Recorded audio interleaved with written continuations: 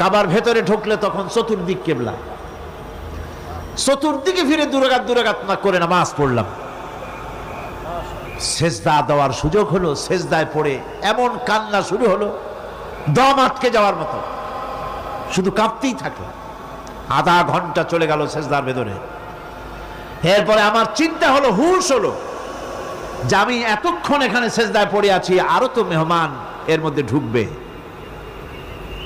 কিছু রাষ্ট্রীয় মেহমান ছিল, দুনিয়ার বিভিন্ন দেশ থেকে তারা দাওয়াত দিয়েছিল।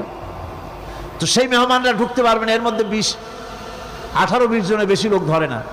তা আমি অন্যের হক বোধহয় নষ্ট করছি, এই অনুভূতি না আসলে আমি কতক্ষণ সেজদায় পড়ে থাকতাম আল্লাহই জানে।